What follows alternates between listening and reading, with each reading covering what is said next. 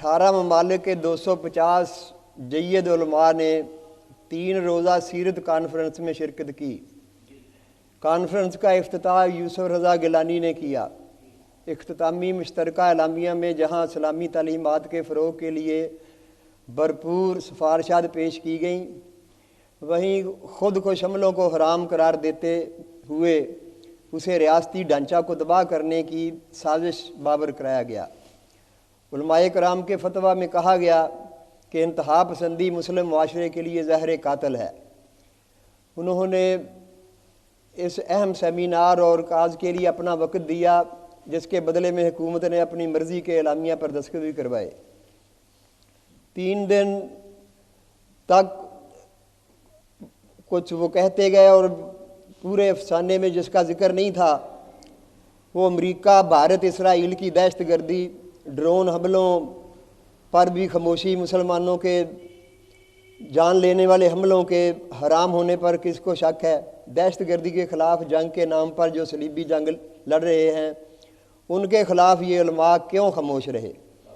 جہاد کے لیے سربراہ مملکت سے اجازت لینے کی ضرورت نہیں۔ نمبر 2،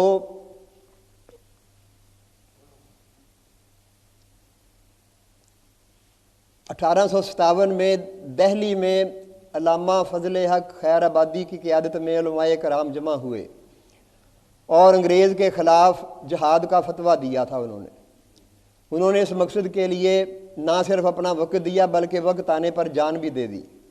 ان علماء کرام کو اس فتوے کے نتائج و عواقب کا ادراک بھی تھا، لیکن بے خطر کود پڑا آتش نمرود میں عشق، عقل ہے محو تماشائے لب بام بھی۔ نمبر 3، گزشتہ ماہ کوئٹہ میں اتحاد العلماء افغانستان کا اجلاس شیخ عبداللہ کی صدارت میں ہوا، جس میں افغانستان سے تعلق رکھنے والے علماء نے شرکت کی۔